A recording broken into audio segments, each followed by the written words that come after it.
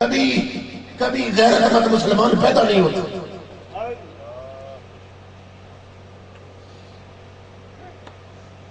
ہم اپنی نسل خود بگاڑ رہے ہیں۔ ہم نے حضور غوث اعظم کی کرامات سنی مگر تعلیمات بھول گئے۔ غوث اعظم کیا فرماتے ہیں سنیے۔ حضور غوث اعظم فرماتے رضی اللہ تعالیٰ عنہ۔ اب یہ خطاب ہے غوث اعظم کا، اس کا کچھ حصہ سنا رہا ہوں۔ تقریر کر رہے ہیں غوث اعظم، منبر پہ خطاب کرتے تھے۔ 30 سال تک غوث اعظم نے مسند افتاء پہ بیٹھ کر لوگوں کو شریعت کے مسئلوں کی تعلیم دی ہے۔ آپ فرماتے ہیں درست العلم حتی صرت کتبا، میں نے علم شریعت پڑھا اور علم شریعت پڑھتے پڑھتے میں قطب ہو گیا۔ آج کوئی علم شریعت حاصل نہ کرے اور کہے میں ولی ہوں، اس کی کیا حیثیت؟ کیونکہ شریعت پہلی سی لی ہے، اس کو سمجھے ہی نہیں، اس نے پڑھی کوئی نہیں، اس پہ عمل نہیں کرے گا تو ولی بنے گا کیسے؟ آج ہمارے پیمانے بدل گئے۔ حضور غوث اعظم فرماتے ہیں، آپ فرماتے ہیں اللہ کا ارشاد ہے، اللہ فرماتا ہے اذا اصیبت غضبت، لوگوں جب میری نافرمانی کی جائے پھر مجھے غصہ آتا ہے۔ جب لوگ میری نہیں مانتے، من مانی کرتے ہیں، میں کہتا ہوں قرآن سنو، وہ گانے سنتے ہیں۔ میں کہتا ہوں آنکھوں کو حیا سکھاؤ، وہ فلمیں کرتے ہیں۔ میں کہتا ہوں سروں پہ چادریں رکھو، وہ ننگے سر بازاروں میں پھرتی ہیں۔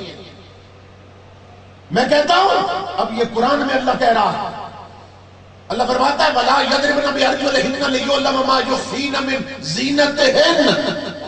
اے نبی کی امت کی عورتوں، جب گلیوں میں چلو، سڑکوں پہ چلو، گھروں سے نکلو تو اپنے پاؤں بھی زور سے زمین پہ مت دھرو کہ تمہاری چوڑیوں کی جھنکار بھی غیر محرم کے کانوں میں جائے۔ یہ قرآن میں اللہ فرما رہا ہے وَلْيَضْرِبْنَ بِخُمُرِهِنَّ عَلَىٰ جُيُوبِهِنَّ۔ اے نبی کی امت کی عورتوں، جب گھروں سے نکلو اپنے جسم کو چادروں کی بکل میں مار لے کے نکلا کرو، اوڑھنیوں میں نکلا کرو، پردہ کیا کرو۔ فرمایا جب میں یہ کہوں اور وہ دوپٹے بھی اتار دے اور فیشنی لباس پہنے اور نیم اوریاں لباس پہن کر بازاروں میں پھرے تو فرمایا پھر مجھے بھی غصہ آتا ہے۔ اذا اصیبت غضبت، جب میری نافرمانی ہو مجھے غصہ آتا ہے، اور اذا غضبت لعنت، پھر جس پر مجھے غصہ آئے میں اس پہ اپنی لعنت بھیجتا ہوں۔ وہ مرد ہو یا عورت، جو بھی میری نافرمانی کرے میں پھر اس پہ لعنت بھیجتا ہوں۔ اب سننا غور سے، غوث اعظم بیان کر رہے اس حدیث قدسی۔ اللہ فرماتا ہے جب مجھے غصہ آتا ہے میں پھر اس پہ لعنت بھیجتا ہوں، اور ہوتا کیا ہے ان اللعنت منی تبلغ الصابع من الولد، میری لعنت اترتی اسے ایک بدبخت میں ہے مگر اس کی 7 پشتوں تک چلتی رہتی ہے۔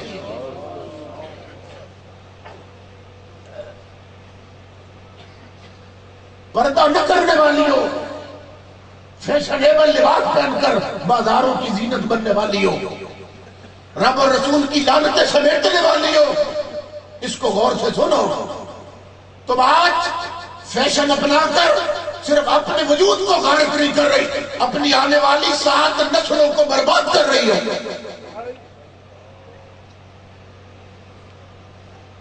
اللہ رب العزت فرماتا ہے، اور اس میں حصہ مردوں کا بھی ہے، اس بے حیائی کے پھیلانے میں، یہ ذہن میں رکھیے۔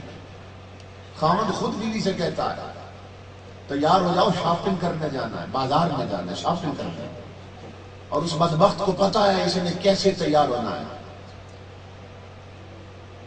سرخی پاؤڈر لگائے گی، فل میک اپ کرے گی، اسے کہے گا میرے پیچھے بیٹھو موٹر سائیکل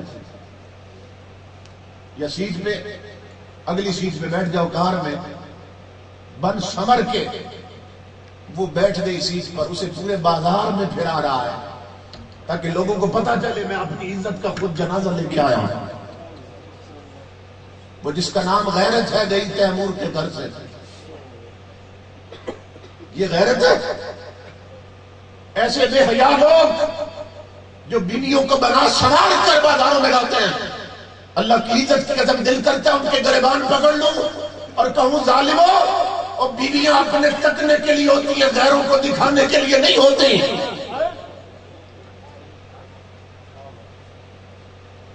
اللہ فرماتا ہے جب لعنت کے کام کرتی ہیں، اور کیسے کام؟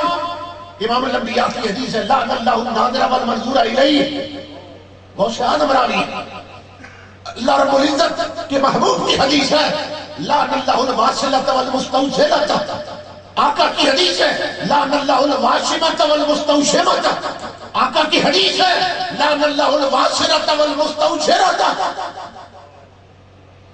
یہ سب کام آج کے دور کی عورت کر رہی ہے۔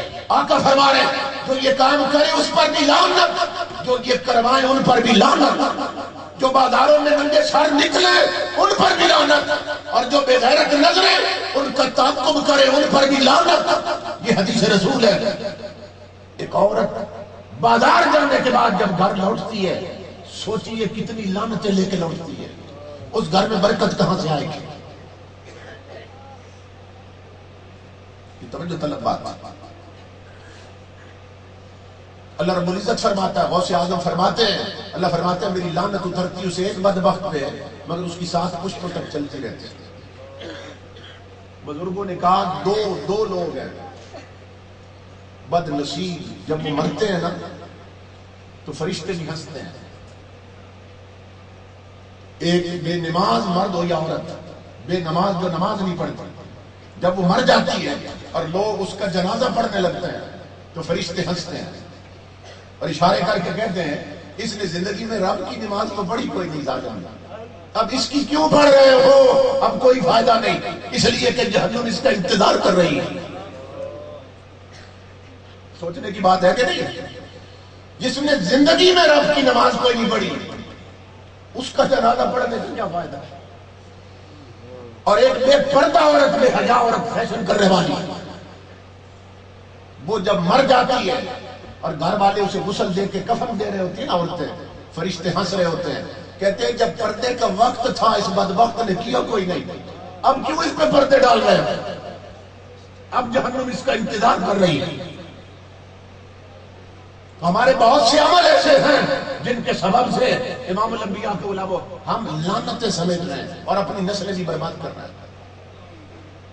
اور اس کے اپوزٹ سنیے، غوث اعظم فرماتے ہیں میرے رب کا پیغام اپنے بندوں کے نام یہ ہے، یہ تو ان کا پیغام تھا جو گناہگار ہیں، جو اس کی نہیں مانتے، اب جو مانتے ہیں ان کے لیے کیا فرمایا؟ فرمایا اذا اطعت رضیت، جب کوئی میری مان لے پھر میں راضی ہو جاتا ہوں، جب مان لے پھر راضی ہو جاتا ہوں، راضی ہو جاتا ہوں، اور جب راضی ہو جاتا ہوں اذا رضیت بارکت، جس پر راضی ہو جاؤں میں اس پر اپنی برکتیں اڈیل دیتا ہوں، اس پر اپنی رحمتیں نچھاور کرتا ہوں، اس پر اپنے فضل کو صدقے کر جاتا ہوں۔ اور مولا پھر کیا ہوتا ہے؟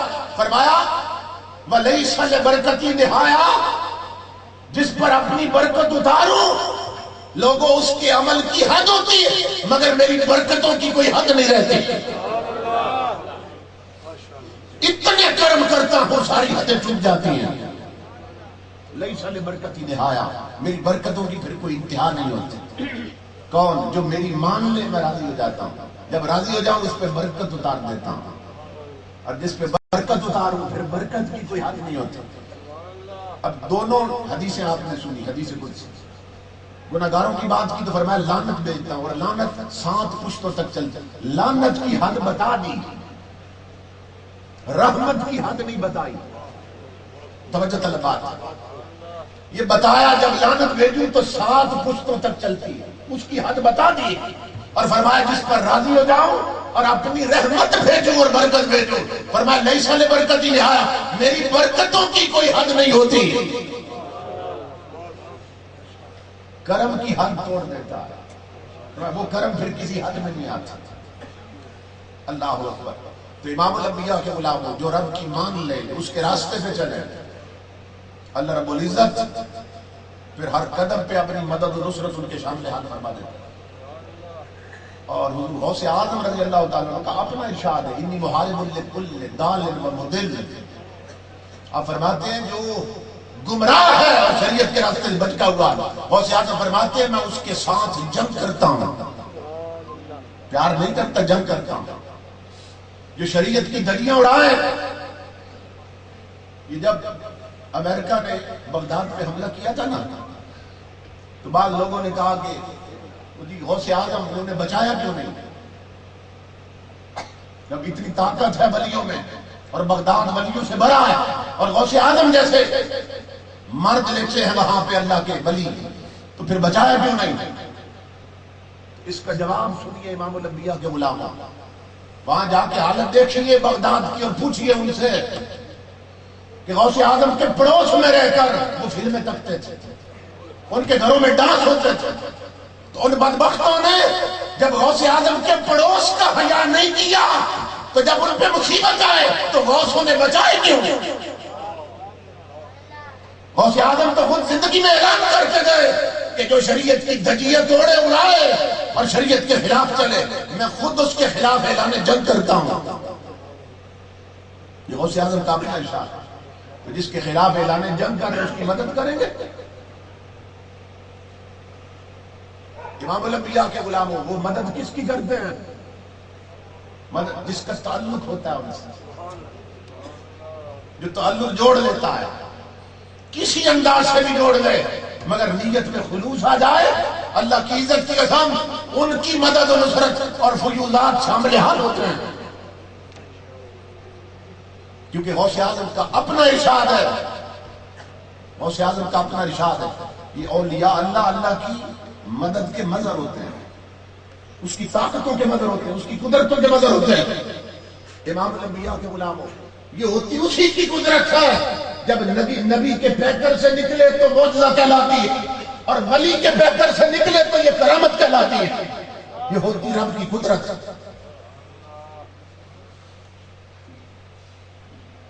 حضور غوث اعظم رضی اللہ تعالیٰ عنہ نے پھر حدیث قدسی بیان کی، آپ فرماتے ہیں اللہ رب العزت فرماتا ہے یبن آدم، او آدم کے بیٹے، او انسان جسے میں نے اپنی عبادت کے لیے بنایا، فرمایا میرا پیغام سن، او انسان انی انا اللہ لا الہ الا انا، میں اللہ ہوں، میرے سوا کوئی عبادت کے لائق نہیں، اور میری اتھارٹی یہ اور طاقت یہ ہے اقول لشیء کن فیکون، جب میں کسی شے کو کن کہہ دیتا ہوں تو وہ ہو کے رہتی ہے۔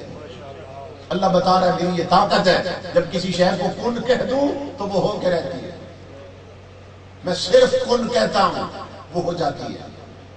اب پیغام کیا ہے بندوں کے نام؟ غوث اعظم فرماتے ہیں، اللہ فرماتا ہے اطعنی، اے میرے بندے اپنی چھوڑ اور میری مان، من چاہے پہ نہ چل، رب چاہے پہ چل، میرے محبوب کی سچی غلامی میں آ، مولا پھر کیا ہوگا؟ اللہ فرماتا ہے آج آلو کا تقول لشیء کن فیکون، پھر یہ جو کن کا درجہ ہے نا یہ میں دے ہی تجھے دوں گا، پھر جو تو کہے گا وہی ہوتا رہے گا، میں تجھے بھی ایسا ہی بنا دوں گا، جو تو کہہ دے گا وہی میری تقدیر ہوگی، جو تو کہے گا پھر وہی ہوتا رہے گا۔ اس طرح ہوتا ہے امام الانبیاء کے غلام، یعنی جو اس کی بندگی کے راستے سے چلے، جو من چاہے کو چھوڑ دے، رب چاہے کہ چلے۔ اور آئیت من اتخذ الہہ ہوا، اللہ کہتا ہے محبوب آپ نے اس بدبخت کو دیکھا جس نے اپنی مرضی کو اپنا خدا بنا لیا، خواہش نفس کو ہی اپنا خدا بنا لیا، یعنی جو دل چاہتا ہے وہ کرتا ہے، جو رب چاہتا ہے وہ نہیں کرتا۔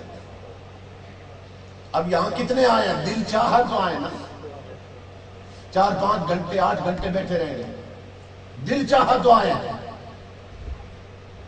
تو وہ تو 8 گھنٹے کر لیں گے جسے دل چاہا، 15 منٹ کی وہ عشاء نہیں پڑھی ہوگی بہت سے لوگوں نے، جسے رب نے چاہا، وہ جا کے فجر نہیں پڑھیں گے جسے رب اور رسول نے چاہا، آج وہ زور نہیں پڑی ہوگی، عصر نہیں پڑی، مغرب نہیں پڑی، جسے رب نے چاہا اور رسول نے چاہا، تو ہم اس پہ چلے جسے من چاہا، اس پہ نہ چلے جسے رب نے چاہا، پھر تعلق کیسے بنے اس کے ساتھ؟ تو حضور غوث اعظم فرماتے ہیں، اللہ فرماتا ہے تو میرا بان، پھر کیا ہوگا؟ یہ کن کا درجہ ہی تجھے دے دوں گا، کن، یہ ایک سٹیٹس ہے، یہ ایک سٹینڈرڈ ہے، یہ ایک اختیار ہے۔ فرمایا پھر جو تو کہے گا وہی ہو جائے کرے گا، جو تیرے منہ سے نکلے گا وہی میری تقدیر بن جائے گا۔ حضور غوث اعظم جا رہے تھے نا مریدوں کے ساتھ، پہاڑ پہ چڑھے، ایک پہاڑ تھا اس پہ چڑھے، مریدوں نے عرض کی حضور بڑی بھوک لگ گئی، پیدل چل کے آئے ہیں، بلندی کافی چڑھے، بھوک لگ گئی۔ آپ نے فرمایا تو پھر کیا کھانا چاہتے ہیں؟ کہنے لگے حضرت اگر حلوہ مل جائے نا، بھوک بھی بہت ہے اور ماحول بھی بہت پیارا ہے، بلندی ہے، پہاڑ ہے، حلوہ مل جائے کیا مزے ہوں۔ آپ نے فرمایا ایک پتھر کی چٹان تھی بہت بڑی، اس کی طرف دیکھا، فرمایا یہ کافی ہوگا تمہیں؟ ہے پتھر، فرمایا یہ تمہیں کافی ہوگا؟ کہنے لگے جی یہ تو کافی ہوگا۔ آپ نے پاؤں کی ٹھوکر ماری پتھر، فرمایا کیا جبل کن حلوہ، او پہاڑ حلوہ بن جا۔ مرید کہتے ہیں نعرہ رسالت، علیہ قادریہ قاسمیہ ڈوڈا شریف، فیضان ڈوڈا شریف، تاجدار ڈوڈا شریف۔ مرید کہتے ہیں اللہ کی عزت کی قسم، غوث اعظم کے کن کہنے سے پہلے پتھر تھا، جب کن کہا پتھر حلوے میں بدل گیا۔ اللہ فرماتا ہے یہ کن کی کرسی ہی میں تجھے دے دوں گا، پھر جو تو کہے گا وہی ہوتا رہے گا، جو تیرے منہ سے نکلے گا وہی میری تقدیر بن جائے گی۔ اسی کی طرف علامہ اقبال نے اشارہ کیا تھا۔ اقبال کہتے ہیں خودی کو کر بلند اتنا کہ ہر تقدیر سے پہلے، کہ ہر تقدیر سے پہلے خدا بندے سے خود پوچھے بتا تیری رضا کیا ہے۔ اللہ بندے سے پوچھے تیری کیا مرضی ہے، جو تو چاہتا ہے میں وہی کر دیتا ہوں، بندے بتا تیری کیا مرضی ہے۔ نعرہ تکبیر، نعرہ رسالت۔ غوث اعظم حدیث قدسی بیان کر رہے ہیں، اللہ فرماتا ہے یہ کن کی کرسی تو میں اپنے ولیوں کو دے دیتا ہوں، جو وہ کہہ دیتے ہیں وہی میری تقدیر بن جاتی ہے، جو ان کی زبان سے نکلے وہی میری تقدیر بن جاتی ہے، جو وہ لکھ دیں وہ میری تقدیر بن جاتی ہے۔ اس لیے کہ ان کی محنت ہوتی ہے، اللہ اس کو شرف قبولیت عطا کرتا ہے۔ امام الانبیاء کے غلام، ہم اس راستے پہ چلے ہی کوئی نہیں، ہمیں کیا خبر کہ کیا ہوتا ہے۔ حضور غوث اعظم فرماتے ہیں اور آپ کے خلیفہ بیان کرتے ہیں حضرت شیخ ابو مسعود رضی اللہ تعالیٰ عنہ، وہ فرماتے ہیں کہ وکانا شیخنا شیخ عبد القادر رضی اللہ تعالیٰ عنہ کانا یمشی فی الہواء علی رؤوس الاشہاد فی مجلسہ ہی۔ آپ فرماتے ہیں غوث اعظم خطاب کرتے منبر پہ اور سامنے کم از کم 70,000 کا مجمع ہوتا تھا، تعداد اس سے بڑھتی تو تھی مگر گھٹتی نہیں تھی۔ غوث اعظم کے عام جلسے میں 70,000 کا اجتماع ہوتا تھا، اور محفل کا رنگ کیا ہوتا؟ رنگ کیا ہوتا؟ جو پہلی 3 صفحے ہوتی اس میں 360 کامل رب کے ولی بیٹھے ہوتے تھے، اس سے پچھلی صفحوں میں سب محدث اور مفسر بیٹھے ہوتے تھے، قلم دبات ہاتھ میں ہوتی، 400 محدثین قلم دبات ہاتھ میں لے کے غوث اعظم جو بولتے تھے وہ لکھ رہے ہوتے تھے، پیچھے 70,000 کا مجمع ہوتا۔ اور جس طرح انٹرنیشنل ایئرپورٹ پہ فلائٹیں آتی ہیں نا، کوئی جہاز آ رہا ہے جاپان سے، کوئی یورپ سے آ رہا ہے، کوئی امریکہ سے آ رہا ہے، تو آپ کے خلفاء بیان کرتے ہیں غوث اعظم کی جس دن محفل ہوتی اس دن ولیوں کی فلائٹیں آتی تھی، ہواؤں میں اڑ اڑ کے آ رہے ہیں، کوئی شام سے آ رہا ہے، کوئی یمن سے آ رہا ہے، غوث اعظم کا خطاب سننے کے لیے 360 کامل ولی بیٹھے ہوتے غوث اعظم کی بارگاہ میں، اس طرح خطاب کرتا۔ اور خطاب کے دوران غوث اعظم حضرت شیخ ابو مسعود کہتے ہیں منبر نیچے رہ گیا، جب جلال میں آئے تو خود ہوا میں چلے گئے۔ اب تصور کریں کیا جاہو جلال ہوگا، محفل کا رنگ کیا بنا ہوگا جب منبر نیچے، غوث ہوا میں چلے گئے، اور ہوا میں کھڑے ہو کر غوث اعظم نے فرمایا اور میں لوگوں سنو، والذی نفسی بیدہ، اس ذات کی عزت کی قسم جس کے قبضے میں میری جان ہے، ما تطلع الشمس حتی تسلم علیہ، سورج اس وقت تک طلوع نہیں کرتا جب تک پہلے عبد القادر کو سلامی نہیں دیتا۔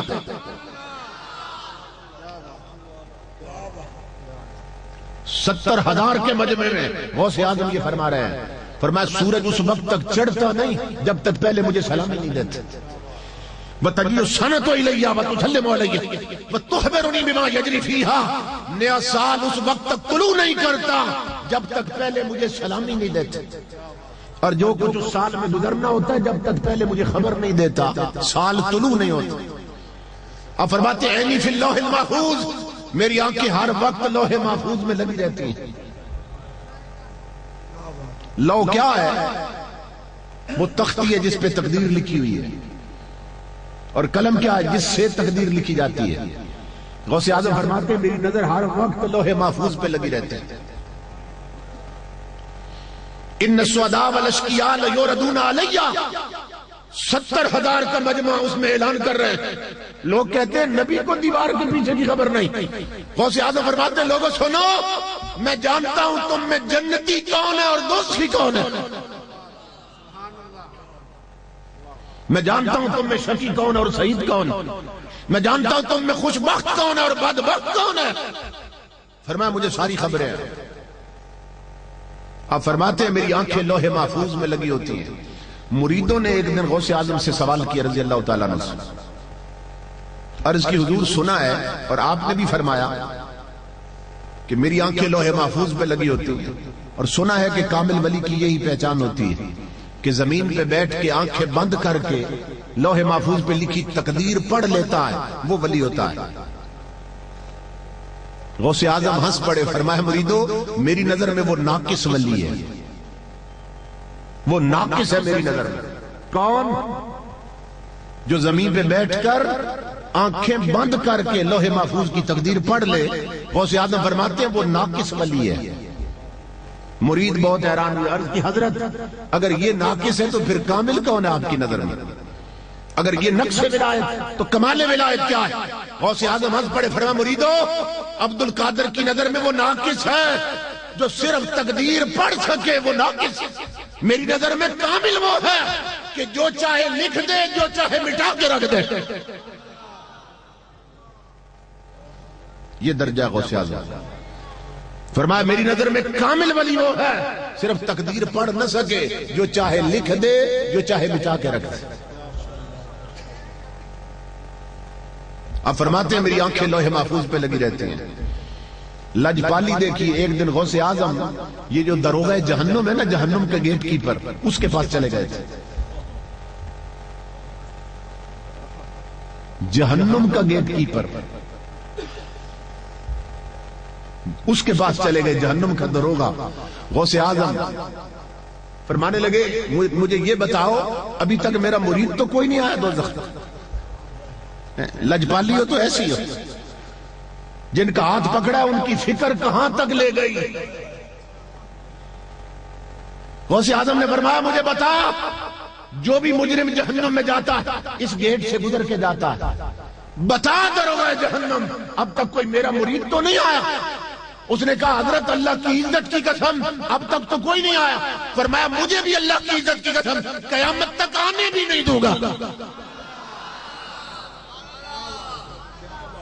نعرہ تکبیر، نعرہ رسالت، نعرہ رسالت، نعرہ غوثیہ، نعرہ غوثیہ، دربار علیہ قادریہ قاسمیہ ڈوڈا شریف، فیضان ڈوڈا شریف، تاجدار ڈوڈا شریف، جیلے جیلے جیلے جیلے، میرا مقدر میرا نصیب، میرا مقدر میرا نصیب، علماء اہل سنت، پیر سید محمد شاہ حسین گردیجی صاحب، سید نذیر حسین شاہ صاحب۔ تعلق قائم رکھنا مریدوں کا کام ہے۔ تعلق عمل کا ہو. یہ نہیں کہ کہے میں غوث اعظم کا مرید ہوں اور گھر میں انڈیا کی فلمیں چل رہی ہوں. کہے میں مرید غوث اعظم کا ہوں اور بیٹیاں ننگے سر بازار میں پھر رہی ہوں. کہے میں غوث اعظم کا مرید ہوں اور گھر میں شادیوں پہ ڈھول بج رہے ہوں. اس طرح تعلق نہیں جوڑتے. فرمایا پکا رہنا تیرا کام ہے, تجھے ڈوبنے نہ دینا میرا کام ہے. یہ غوث اعظم کا ارشاد ہے. فرمایا ان یدی علی مریدی کالسماء علی الارض. فرمایا میرا ہاتھ مریدوں کے سروں پہ اس طرح چھایا رہتا جس طرح آسمان زمین پہ چھایا رہتا ہے. فرمایا مریدوں اگر کھڑے ہو اپنے سر کو کبھی ننگا مت سمجھنا. فرمایا جس طرح زمین کا کوئی حصہ آسمان سے خالی نہیں, اسی طرح میرے کسی مرید کا سر میرے ہاتھ سے خالی نہیں. میرا ہاتھ میرے مریدوں کے سروں پہ چھایا رہتا. میرے محترم بھائی جناب حاجی خالد حسین قادری صاحب فرما رہے تھے کہ وہ بات ضرور سنانی ہے. اب سنیے, تعلق ہو نا, نسبت ہو, بھروسہ ہو, اعتماد ہو تو کس طرح کرم ہوتے ہیں. میرے دادا جی رحمت اللہ تعالی علیہ آپ بھی عالم دین تھے اور آپ ہی کی محنت کی وجہ سے اور دعاؤں کی وجہ سے ہمیں بھی اسی محکمے میں نوکری نصیب ہو گئی, چاکری نصیب ہو گئی. تو وہ فرماتے ہیں, خود بیان کرتے ہیں کہ میں ہری پور ہزارہ کے علاقے میں خطاب کے لیے گیا اور 11ویں شریف کا جلسہ تھا اور خطاب بھی حضور غوث اعظم کی شان پہ کرنا تھا. تو دادا جی رحمت اللہ علیہ نے یہ بات کئی بار ہمیں بتائی. آپ نے فرمایا کہ میں جب غوث اعظم کی کرامتیں بیان کرتا, آپ کی عظمت, آپ کی تعلیمات اور آپ کے تصرفات کی بات کرتا تو مجمع میں ایک بندہ تڑپ جاتا تھا مچھلی کی طرح اور بازو کھڑا کر کے کہتا تھا مولانا آپ حق کہہ رہے ہیں, سچ کہہ رہے ہیں. میں سمجھ گیا یہ غوث اعظم کا کوئی خاص دیوانہ ہے. نام لیتا ہوں تو تڑپ جاتا. جب جلسہ ختم ہوا تو وہ مجھے ملا بعد میں نے اس سے نام پوچھا, کہنے لگا جی میرا اب تو غلام رسول نام ہے, کچھ دن پہلے میں ہندو تھا, اب ہندو سے غلام رسول ہو گیا ہوں. فرماتے ہیں مجھے دلچسپی پیدا ہوئی. میں نے کہا کہ یہ انقلاب کیسے آیا, تو ہندو تھا اور پھر غلام رسول ہو گیا, نام بھی غلام رسول اور آ گیا حضور کی غلامی میں کلمہ پڑھ کے, یہ انقلاب کیسے آیا. تو دادا جی کہتے ہیں اس نے نا رو کے مجھے یہ بات سنائی. اس نے کہا جی میں آپ کو اس کی وجہ بتاتا ہوں. ہمارے خاندان میں شادی تھی تو دوسرے گاؤں میں کچھ ہماری برادری کے لوگ رہتے تھے, ان کے ہاں سب نے جانا تھا. ہم سارے چلے گئے کسی سبب سے, ہماری جوان بیٹی گھر میں رہ گئی کیونکہ آنا جانا رہتا تھا. تو اس نے کہا کہ میں بھی بعد میں نہ تیار ہو کے شادی میں پہنچ جاؤں گا. تو بعد میں بیٹی نے غسل کیا, کپڑے بدلے, زیورات پہنے جیسے بچیاں تیاری کرتی ہیں, تو وہ اکیلی چل پڑی راستے پہ. درمیان میں چھوٹا سا جنگل آتا تھا, درختوں کا جھنڈ تھا, اس کے اندر سے راستہ گزر کے جاتا تھا. تو جب وہ جوان لڑکی اس جھنڈ کے قریب پہنچی نا, درختوں کے جنگل کے قریب, اس نے دیکھا کہ ایک سائیڈ سے اچانک 4 ہندو لڑکے نکل آئے. اب وہ تنہا لڑکی تھی, وہ انہیں دیکھ کے نہ ڈر گئی, تو بجائے جنگل میں آگے جانے کے وہ پیچھے مڑی اپنے گھر کی طرف جدھر سے جا رہی تھی. ان لڑکوں نے کہا تو آگے جا رہی تھی, پیچھے کیوں مڑی ہے.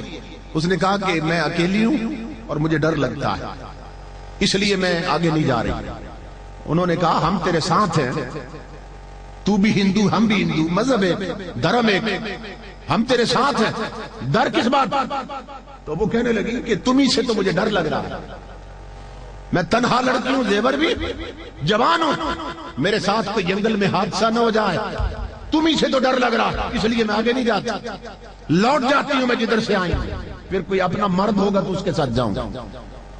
وہ غلام رسول بتا رہا ہے, اس کی بیٹی نے اسے یہ قصہ سنایا. کہتے مولانا پیدا کرنے والے کی قسم, بچی نے جب بات کی نا کہ مجھے ڈر لگ رہا ہے, تم سے ڈر لگ رہا ہے, تو ایک جوان لڑکا ہندو کہنے لگا ہم سے ڈر لگ رہا ہے. حیرت کی بات, ہمارا مذہب ہے, میں فلاں بت کی قسم کھاتا ہوں وہ مجھے ہلاک کر دے اگر ہم تجھے کچھ کہیں. چلو جدھر جا رہی ہو ہم تجھے چھوڑ کے آتے ہیں. وہ مجھے برباد کر دے وہ بت، وہ جو ہمارا خدا ہے. اس لڑکی نے کہا میرا اس پہ اعتماد نہیں رہا. ہندو لڑکی کہنے لگی میں نے ایک موقع پہ اس بت کو آزمایا ہے، اس نے میری مدد نہیں کی. اس کی بات نہ کر، میں اس کو نہیں مانتی، نہ اس کی مدد مانتی ہوں. دوسرا لڑکا بولا، کہنے لگا اچھا فلاں بت کو ضامن رکھ لیتے ہیں، اس کی ضمانت رکھ لیتے ہیں، چلو ہم ساتھ چلتے ہیں. اگر ہم تجھے کچھ کہیں